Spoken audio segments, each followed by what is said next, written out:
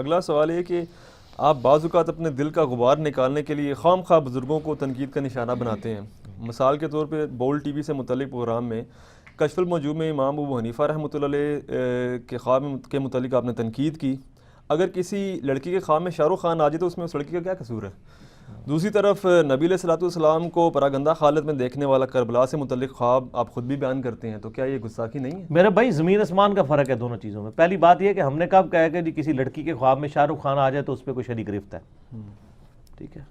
لیکن اگر شاہ رخ خان آ جائے اور وہ اپنا فیس بک کے اوپر یہ لگا دے، شاہ رخ خان کی تصویر ساتھ لگا دے اور فخریہ بتاتی پھرے، پھر تو لوگ اس کو ملامت کریں گے نا کہ ایک تم نے غلط چیز دیکھی اور اس کو پھر ہائی لائٹ کر رہے ہو اس طریقے سے، ٹھیک ہے. وہ کوئی اس کو اپریشیٹ کرے گا؟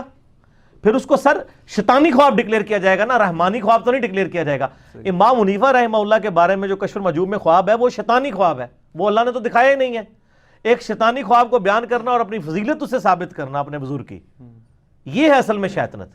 وہ خواب کیا جی کشف المجوب میں امام حنیفہ رحمہ اللہ کے چیپٹر میں لکھا ہے کہ امام حنیفہ رحمہ اللہ نے خواب میں دیکھا کہ وہ قبر رسول میں اترے ہیں، نبی علیہ السلام کی قبر سے ہڈیاں الگ الگ کر رہے ہیں، استغفر اللہ واتوب الیہ من کل ذنب واتوب الیہ، ایک ہڈی کو دوسری سے جدا کر رہے ہیں.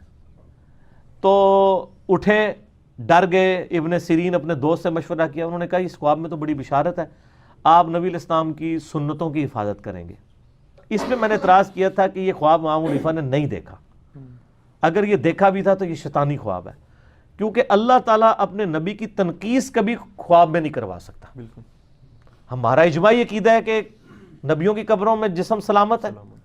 ابو داؤد، ابن ماجہ، نسائی میں حدیث ہے کہ اللہ تعالیٰ نے حرام کر دیا ہے مٹی کے لیے کہ وہ نبیوں کے جسموں کو کھائے، ٹھیک ہے. حیات النبی کا عقیدہ تو ہے نا، برزخی ہے لیکن جسم اپنی جگہ سلامت ہے، وہ جنتی زندگی ہے لیکن جسم سلامت ہے.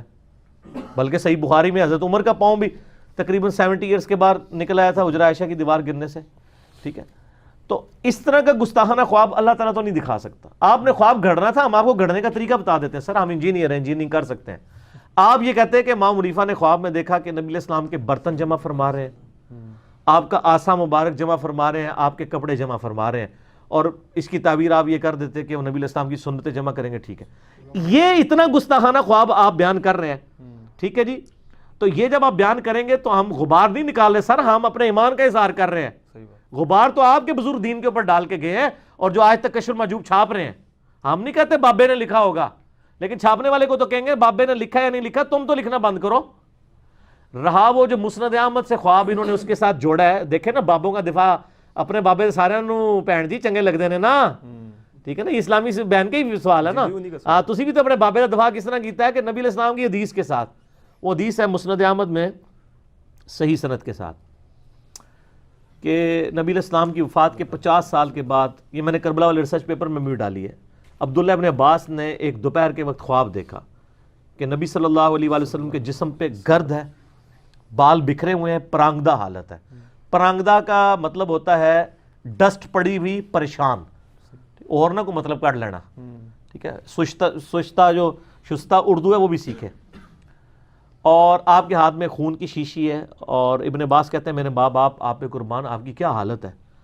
تو فرمایا کہ میں صبح سے حسین اور اس کے ساتھیوں کا خون جمع کر رہا ہوں کربلا میں. وہ گھبرا کے اٹھے، انہوں نے وہ دن اور تاریخ 10 محرم 61 ہجری کی نوٹ کر لی. اور ظاہر اس وقت کوئی کیبل نیٹ ورک یا انٹرنیٹ تو نہیں تھا. کئی ہفتوں کے بعد خبر پہنچی کہ اسی دن نبی علیہ السلام نے جو خواب میں نظر آئے تھے ابن عباس کو، سیدنا حسین کو ان کے ساتھیوں سمیت شہید کیا گیا تھا، والعیاذ باللہ تعالی. تو اس خواب میں وہ کہہ رہے ہیں کہ جی یہ خواب میں گستاخی، اس میں کوئی گستاخی نہیں ہوئی ہے سر. اس طرح کی تو باتیں بخاری مسلم میں موجود ہیں.